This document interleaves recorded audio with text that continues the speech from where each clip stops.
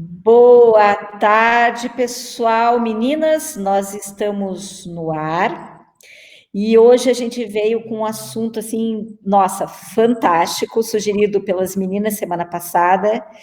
E esse assunto foi tão bacana, tão inspirador, que a gente tomou uma decisão até muito divertida, que é descolar um canal. Nós vamos fazer um canal a partir de hoje. Quem está assistindo essa live está presenciando nascer um canal muito novinho, que vai se chamar De Teto Eu Entendo. E qual que é a nossa ideia? Esse canal vai ser um canal no YouTube. E antes que todo mundo aqui venha brigar com a gente, ai, por que que não é no Facebook? A gente já vai explicar por que que ele vai ser no YouTube. Porque no YouTube a gente consegue deixar tudo muito guardadinho lá em pastas. E o que que a gente vai fazer?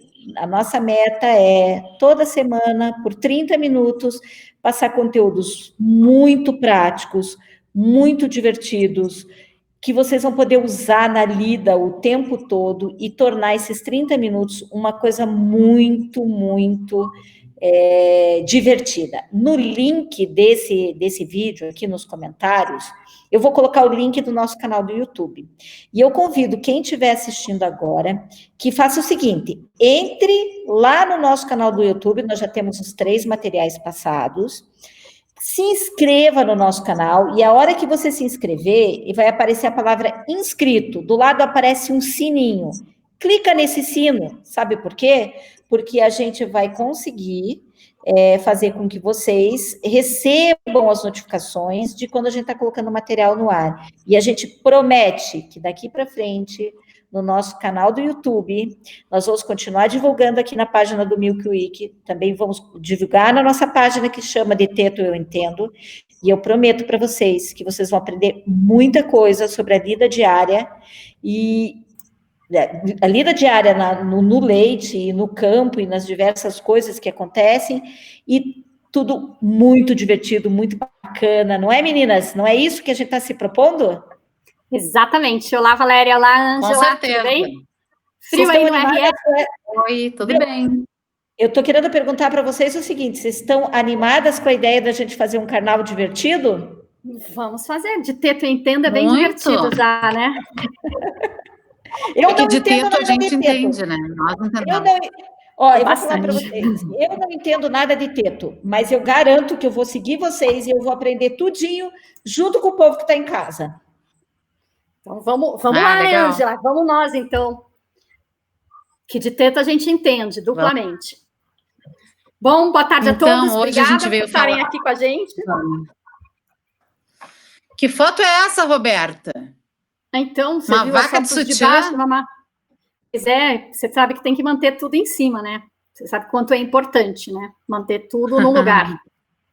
Bom, hoje é o nosso dia de teto eu entendo, então, né? Tá, vamos lá. E vamos pegar a nossa famosa glândula mamária aí, que é um ponto crítico e é onde a vaca amanhece, anoitece, e a gente tem que estar pensando nesse ponto aí. E esse esqueminha aí, Ângela, ele é bem interessante, né?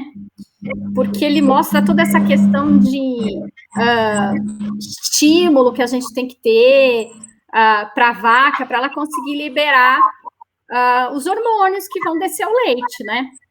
Então, às vezes as pessoas não têm noção do quanto tem de envolvimento. A gente está pensando só na glândula mamária ali, mas ele tem todo um reflexo que tem que ir, tem que chegar no cérebro e mandar o hormônio que libera o leite, que às vezes está preso. Tem gente que fala, a vaca tem o leite preso e tal. Será que não tem umas questões de manejo que precisam ser feitas? O que você acha, Ângela? Sim, Roberta, isso é interessante de tu falar, porque quando a vaca tem vários estímulos, né, que faz com que ela comece a liberar o leite. Muitas vezes esses estímulos estão ligados a um som que ela é acostumada a ouvir, o barulho da ordenhadeira, a voz do tratador, alguém que busque elas, o horário.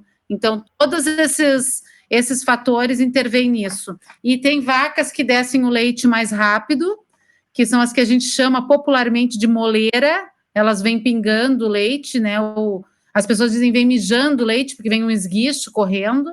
Essas vacas, a gente aconselha que numa sequência de ordenha elas sejam colocadas antes, para que aproveite o tempo da ocitocina e não passe, né? Porque esse ciclo que tu está mostrando aí, esse tempo, ele tem um tempo, ele passa depois, né? E ele demora ele funciona em torno de 7 minutos para liberar, o leite sai aí 10, 15, 20 minutos às vezes, dependendo, mas em torno de 10 minutos. Mas se a pessoa deixar a vaca esperando 20 minutos, ela vai precisar de um novo estímulo. E precisa quase 30 minutos para os receptores da ocitocina, que é o hormônio que faz isso, se liberarem, para poder de novo fazer outra descida, né? Então, é bem importante que o produtor passe as vacas na frente, cumpra sempre a mesma rotina. Por isso que, às vezes, quando a vaca troca a pessoa que trabalha com a vaca, ela produz menos leite naquele dia, porque ela não libera o estímulo, ela tem medo, ela não sabe o que está acontecendo. É a questão da rotina, né? Ele tem que ter aquela rotina. A vaca gosta muito de rotina, ela gosta de estar do lado das vacas, sempre as vizinhas têm que ser aquelas, né? Ela é gregária. Eu acho que eu fui vaca em outra encarnação, sabe? Porque eu adoro rotina. Então, a vaca é a mesma coisa, a gente não pode quebrar isso. Por quê? Porque tem uma questão hormonal. Não é uma questão de eu vou obrigar a vaca a fazer isso, porque ela não está pensando, não vou dar leite porque mudou o tratador. São os estímulos dela. A questão não é teimosinho, não adianta surrar a vaca, quebrar rabo de vaca, nem nada, porque não vai descer, só piora a situação. Aí piora. Então, a gente tem exatamente isso. Olha, eu vou te falar uma coisa. Teve um produtor que produzia leite, é uma história que eu conto para todo mundo, isso é muito interessante.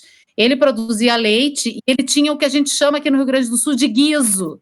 Não é mais permitido usar isso com bovinos. É um ferro que tem uma bola redonda, um arco, assim, um anel, e ele tem um chacoalho, um barulhinho. Tem várias argolinhas e ele, quando tu balança, ele faz um balança os ferros e na ponta ele tem uma pontinha. A pontinha não perfura, ela é chata, mas ela cutuca, né? E ele queria, quando ele tirava a ordenhadeira, que as vacas voassem de dentro da ordenha. Era uma pessoa totalmente inadequada para o que ele fazia. Então, uma vez, ele foi fazer um curso, esse proprietário dos animais, proprietário, ele não era empregado, tá? E ele foi fazer um curso e pediu para o vizinho ordenhar para ele. Quando o vizinho ordenhou, as vacas produziram muito mais leite com o cara que não era o ordenhador do que com o dono. Ou seja, o inadequado para a atividade era a pessoa. Os animais estavam ali sofrendo, mas quem era inadequado era a pessoa. O animal, então, quando tu grita. Grita, surra. Surra, né? Então, o animal corta a produção. Ele libera adrenalina e não vai ter a descida do leite. Exatamente isso. Então, a gente acaba prejudicando. Então, a gente tem que pensar sempre num manejo racional, usando as questões de bem-estar animal, e tem toda uma questão de fisiologia, anatomia, que a gente tem que rever também. Esse aí tá só aquela pontinha do teto, a gente até mostrou, não mostrou, Ângela, da outra vez, mas a gente não conseguiu explicar, não deu tempo. Mostramos, mas a gente não tinha tempo para falar, né? Então, agora a gente colocou de novo essa imagem. Se tu puder, Roberta, passa o cursor ali bem no canalzinho do teto, que é para que as pessoas entendam que, às vezes, eles mandam uma mensagem para a gente, para o veterinário, e dizem assim, a minha vaca parece que tem um caninho duro, eu pego o teto dela e parece que tem um caninho, ali eu noto assim que está firme. O canal do teto, se tu puder conseguir passar o cursor no canal do teto, as bactérias comeram ali a pele, né? E elas fizeram uma fibrose. Então, ele forma isso de forma rígida. A gente trouxe essa imagem de novo para falar para vocês dessa outra estrutura aí que tem dessa roseta de Furstenberg, que um hábito antigo dos produtores, que até a indústria ajudou o produtor mudando a ponta das bisnagas do preventivo de mastite, quando seca a vaca, que tem que usar, né? Em cada teto uma bisnaguinha. Antigamente ela vinha com uma ponteira longa e tu poderia tirar e dentro tinha uma ponteirinha pequena. Vinha 2 ponteiras. Hoje muitas empresas têm só a curtinha e algumas têm uma longa ainda. Mas a longa não quer dizer que o produtor é para introduzir toda ela, meter toda ela ali para dentro do... É só a pontinha dela, é só o tanto que dê para segurar pelo lado de fora que ela não caia. e aí colocar. Outra coisa, nunca segurar aquela ponteira por ela, nunca pegar a ponteira. Porque no momento que você tira a tampa, a tua mão, ela está contaminada. Que tu tenha tido bastante cuidado. Tu vai contaminar a ponteira e vai botar lá para dentro contaminação e piorar a situação da tua vaca. Então, prestem bem atenção nisso. Sempre desinfetar bem o teto quando for usar, lavar bem, colocar um pré-dipping, limpar muito bem, secar, mas nunca tocar na ponteira. Isso é uma coisa que eu já vi muito produtor errar. A gente coloca uma pontinha, segura a bisnaguinha assim por fora do teto, injeta, aperta ela para que vá toda a pomadinha ali, o cremezinho, e depois massageia o teto assim para cima, né? Para que ela se esparrame ali para dentro e se misture com o leite. Por isso a gente trouxe essa foto. Então, pode passar, Roberto. E aí a gente tem várias formas de teto, né? Você tem alongado, você tem tetos que tem problemas. E é importante, né, Ângela, que às vezes as pessoas... É difícil você conseguir mudar. Tem algumas formas de teto, que nem essa aqui, que podem ser do manejo errado, mas às vezes você tem uma questão genética.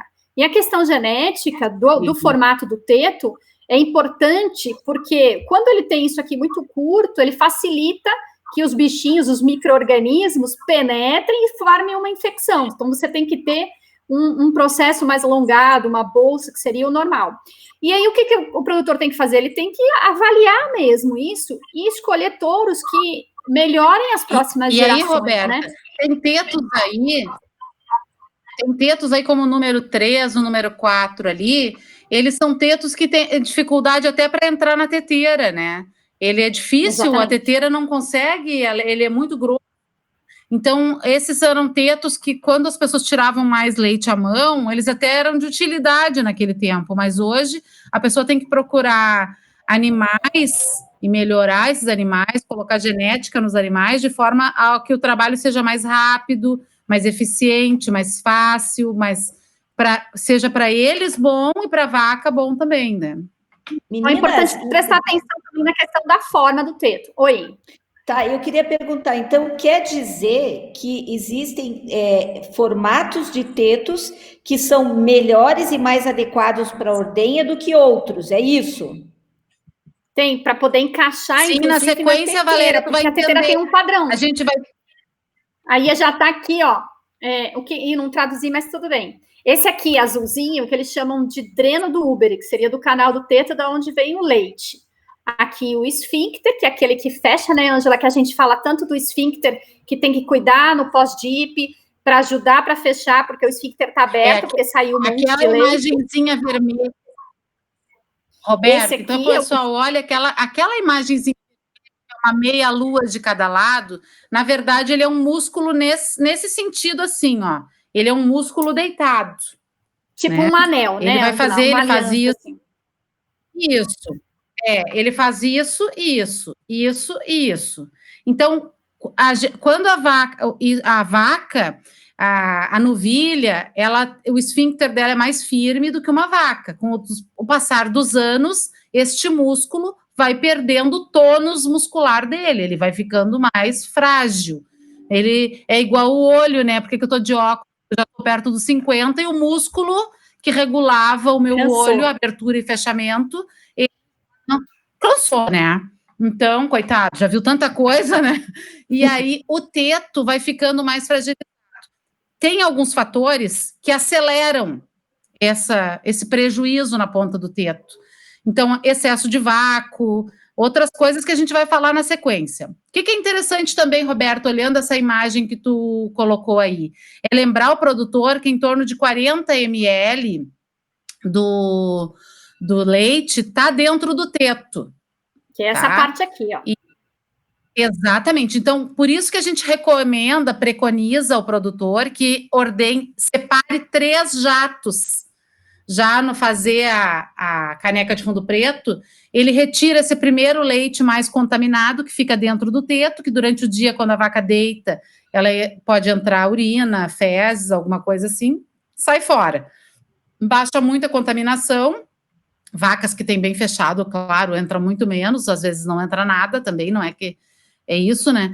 Mas baixa muita contaminação. Agora que eu vi que teve um comentário na nossa live, né, de uma pessoa que entende bastante de ubre, de teto e de máquina, que falou assim, ó, teto, a porta de saída dos resultados e a porta de entrada dos problemas. Tá? Então, foi o Felipe Fachinelli que escreveu isso aí. E é uma verdade, né? É por onde entram os problemas mesmo, tá? Então, tu pode eliminar uma vaca por conta... os contaminantes estão todos aqui, né? Que são os micro-organismos, as bactérias e tal, os bichinhos que entram lá e contaminam. Eles estão na pele, estão em volta e podem contaminar. Isso aí, Roberta. Então, vamos lá. Sabe que, Roberta, bom, vamos passando que depois... Então, ali tem uma foto mostrando a limpeza mecânica, né? Retirando alguma coisa que esteja ali acumulada, como fezes ou barro.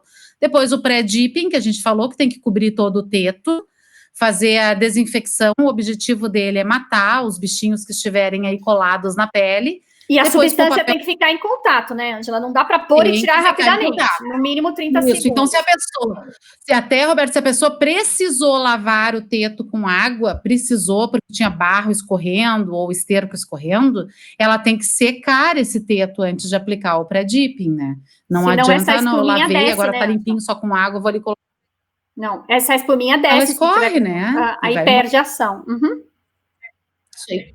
Essa foto aí, Roberta, ajuda uma coisa também, ó, limpar só o teto, não lavar o ubre, tá? Porque aí no ubre tá mostrando que não tá limpo o ubre. Alguém pode ficar achando que não tá bom, mas é só o teto.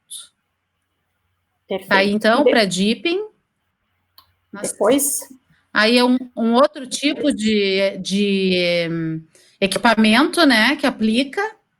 Esse é bem legal, porque ele não enfia o teto a teto, né? Então, a chance de você ir contaminando é menor, né? Você não tem um contato nenhum, nem da borda, nem nada. A chance, a Roberta fala de ir contaminando o próprio equipamento, né? Exatamente, porque se a bordinha contamina, você vai levando de um a um, né? Esse aí você espirra de longe, ainda vai chegar mais fácil aqui pra gente. Ainda tá longe, mas chega. E tem o convencional que a gente tem do copinho, que vai fazendo copinho, e tem que fazer para poder fechar. A gente mostrou toda aquela estrutura que tem, e a gente tem que ajudar a vaca, só ajudando a vaca que ela nos ajuda, né, Ângela?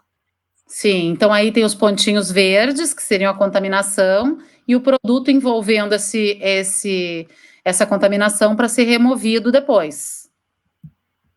E os tipos de tetos, Ângela? Bom, Roberta, aí agora aqui nós chegamos num problema que eu garanto para ti que se tem produtor ouvindo, eles têm o problema em casa, tá? Então, esse aí, o que tem a letra A aí, agora vamos explicar para a Valéria, que não é do meio, mas já está sendo, né? Esse aí da letra A, Valéria, é um teto normal. Esse é o teto normal, como ele tem que ser. A cor normal, o aspecto normal, né? Quando tu vê ali o B, o C, eles são tetos que sofreram lesão na ordenha. Então, o C, por exemplo, aquela cor não é normal, aquele arroxeado ali, cor de vinho, assim, já está escuro, né? Aquilo é um teto que sofreu muita pressão, demais, além da conta que ele aguenta. Possivelmente, essa propriedade que tem esse problema ali da letra C, ela seja uma propriedade que tenha CCS alta. Por quê? Porque ele vai lesionando o músculo esse redondo. O que acontece com ele? A pressão é tão alta, e o teto, uma coisa que eu não falei lá na hora que passou, né? O teto, a pele dele externa, ela é mais firme, mais rígida do que a pele interna, do que aquele canalzinho que ele tem por dentro. É tipo o nosso rosto. Essa pele, ela é mais espessa do que a pele por dentro da boca, né? A pele por dentro da boca é muito sensível. Quando a pressão, a chupada é muito forte ali no teto, que a máquina faz com muita pressão, a tendência é virar, é ir para fora. Porque quando ele vai puxando vazio, quando já terminou a ordenha, que é muito comum, que a gente chama de sobre-ordenha, o pessoal coloca a teteira, e aí outro dia também falando com o Felipe, ele me diz, vai ter um vídeo que ele nos cedeu aí. Os tetos da frente, eles sofrem mais com a ordenha, né? A Roberta pode explicar isso também, porque os tetos de trás, a vaca tem 4 tetos, 2 na frente e 2 na parte de trás.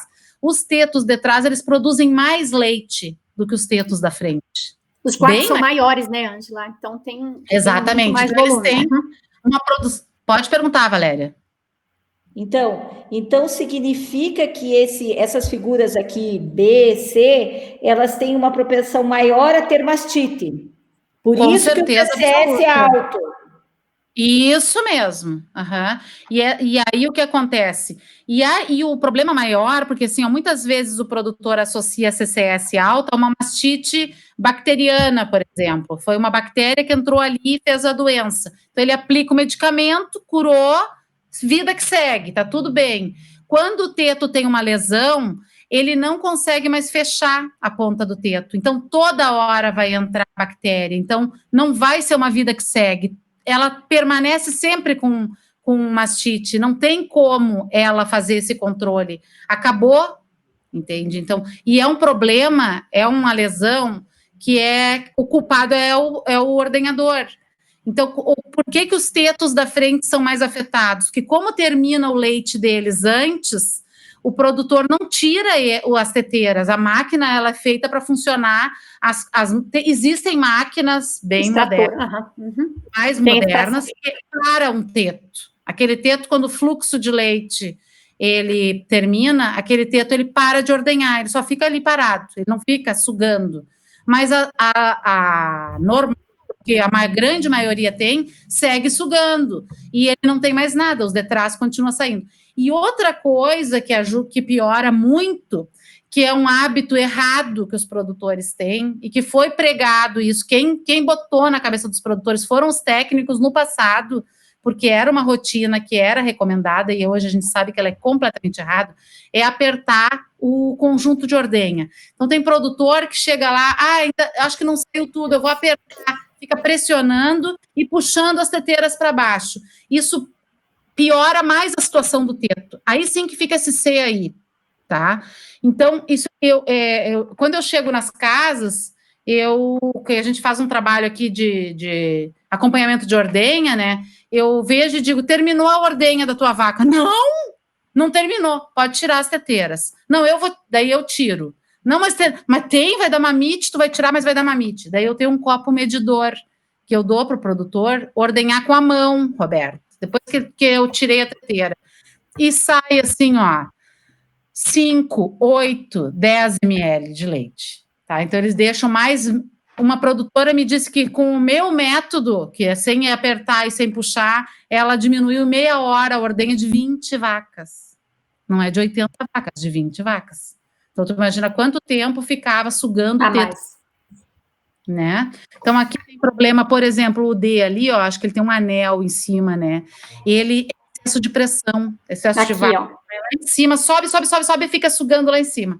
Tá? Então, tem problema. Isso tudo é problema que teria que fazer uma regulagem da pressão na teteira. Tem um equipamento... Para entender, Ângela, é tipo pegar uma garrafa PET e a pessoa tira tudo e começa a chupar o ar que tem lá dentro. A garrafa vai fazer assim, né? E vai estragar. Exatamente. A mesma coisa a gente vai ter ali. Não tem leite para sair. Então, exatamente, de algum lugar a pressão vai puxar. E vai ser o quê? A pele que vai machucar, vai ficar essa... É como se fosse batida, né? Quando você bate e fica roxo, da pressão, de alguma coisa, a mesma coisa a gente tem no teto. Vai lesionando o teto e acabou. Vai machucando, e depois acaba perdendo. Que nós temos coisas interessantes aí pela frente. Vamos lá. Tem uma pergunta aqui no canal, eu não sei se é o momento. Tem a Aline Rec perguntou se teteira triangular é melhor do que teteira convencional. Em tese porque se for a que tem o ilhós, né, que diminui um pouco a pressão, em tese Mas a teteira, ela não é só ela que resolve, né, Aline? Tem outras coisas. Se a tua teteira for uma teteira excelente e o vácuo no sistema estiver muito alto, a teteira não volta sozinha, né? Se tu não tem extrator, ou como eu vou em várias propriedades, tem extrator e desliga o extrator, porque acha que o extrator puxa muito rápido, né? Então, a teteira é essa que tu falou, ela é melhor, com certeza ela é mais saudável para o teto, mas ela sozinha, não adianta, botei uma triangular, eu não tenho que me preocupar com nada mais, isso é muito comum. O produtor compra um equipamento que tem uma coisa melhor e ele esquece o resto, tá? Ele tem que cuidar. Aqui a gente tem uma coisa que é bem interessante, que eu vou falar para quem está assistindo. A gente pegou esse material da Delaval, né? Ele tem aqui embaixo o score de ponta de teto de hiperqueratose, o espessamento. Isso aqui, Valéria, também é de excesso de vácuo, muito tempo sugando sem ter mais leite. Então, ele vai espessando. Esses aqui é o teto 2, o 3, o 4 e o 5, é o mais grave, eles estão em graus de gravidade de situação pior. Não estou falando da pele do teto, estou falando da ponta do teto. Ele também vai dando mais mastite, porque essa ponta ali que está espessa, ela não fecha mais, ela fica aberta. Tá. Ela perdeu a função, né, Ângela? Porque era para ela ficar aqui. A gente viu os desenhozinhos lá de como seria o teto. Aí fica puxando, vai para fora. Isso. Aí ele tá um canal aberto. A função de fechar, Roberta, foi embora. Muita propriedade a gente chega, as vacas têm hiperqueratose e as novilhas ainda não têm. Então, eu fui numa propriedade em Soledade, que uma cooperativa, ela fez um treinamento, e a produtora tinha esse problema, ela deixava muito tempo e apertava também, né? Todo o tempo puxando. Então, aí, depois do treinamento, ela se conscientizou, e eu disse para ela, a CCS dela era em torno de 500, e ela fazia pré-dipping, fazia tudo direitinho. Eu falei, olha, não tem como melhorar a situação das suas vacas. Eles fizeram CCS individual, animal para animal, né? As vacas só abatendo agora. Mas não faça o problema nas novilhas. Pare. Para, né? E para começar a ter uma renovação de rebanho adequada, né? Exatamente. Então, isso tem que cuidar. É decorrência disso. Podemos ir adiante. Podemos ir adiante. Esse caso aí é um caso interessante, hein, Ângela? Esse caso é muito interessante porque a ponta do teto, o furinho do teto, porque o teto, ele é fechado, ele é bem fechado, não é para passar nem vento, né, nele. Quando ele abre, que ele vira que ele tem o buraco assim, essa parte clara que vocês enxergam ali dentro do preto, essa era a parte interna. Esse é o canal do teto que veio para fora. O esfíncter ali tem uma obstrução no meio e não vai fechar, nunca mais. Esse animal foi abatido porque ele não conseguia mais se curar. Então, não tinha como. Tá com o canal aberto, é porta aberta para qualquer infecção. Exatamente. Ele foi perdido, né? Aí a Roberta está mostrando um equipamento que existe, que está no meio das pernas da vaca ali, é uma barrinha de cobre ligada numa fonte de gás, normalmente vai fogo ali, é um lança-chamas, né? Que passado muito rápido queima os pelos do ubre da vaca e faz com que elas fiquem com o ubre mais limpo. Para evitar o acúmulo de sujidade, né, esterco e tal, para facilitar. E olha essa questão de posicionamento. Eu gosto desse à esquerda aqui, Ângela. Esse aqui é o meu preferido, gosta? Viu? Eu prefiro esse, né? Ali a Roberta está com o cursor ali num ubre, esse aí que é um ubre super, o teto bem posicionado, porque o teto... Deixa eu só fazer uma pergunta para vocês, é da foto maior ou da foto menor? Porque não dá para ver o cursor A foto da vaca preta e branca, a vaca branca... A maior. Preta ali, e se vocês olharem para aqueles tetos, a função do teto é ele ser um ralo, igual o ralo da pia da cozinha e da pia do banheiro. Ele tem que ser centralizado para fazer com que o leite escorra por ali e drene bem.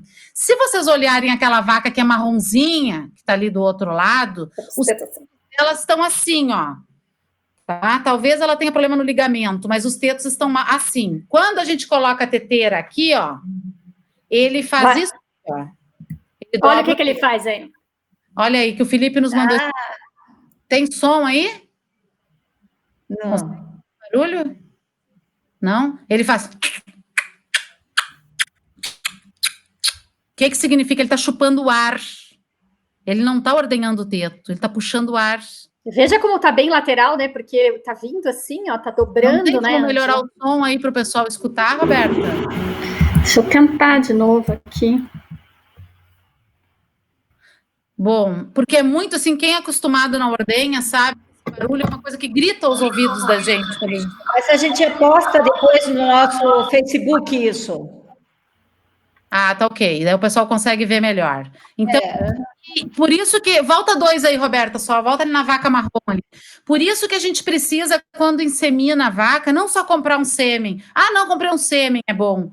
olhar se o touro que você está comprando o sêmen, se ele tem tetos, posição centralizado, para ele ir melhorando isso. A sua vaca, que tem as defeitos ali, ó, a marronzinha, não vai melhorar, mas é para a filha dela não nascer igual a ela. Tá? Ângela, esse de melhoramento de tetos, a gente tem a tecnologia, você sabe que já tem touro marcado para os robôs, porque para o robô, ele vai com aquele sensor ali, o teto tem que estar bem colocadinho. Essa vaca que está com os tetos assim, nunca o robô ia conseguir, porque ele não encaixa assim, né? Ele vai com o sensor e os bracinhos. Então, essa questão de seleção de tetos, ela já está sendo bem feita e é muito fácil de identificar bons touros para isso. Então, tetos que não seja extremamente... E não é caro, né, Roberta? Porque quem está nos ouvindo pode achar que um touro para melhorador de teto vai ser caro. Existe touro de R$20, de R$18, que é touro melhorador de teto.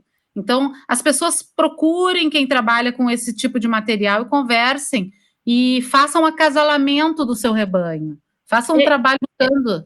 Inclusive, eu estou vendo uma pergunta aqui do Osni, que ele colocou: quanto à transmissão de caracteres, né, de características genéticas, há que se priorizar reprodutores com melhores confirmações de úberes e tetos? Absoluta certeza.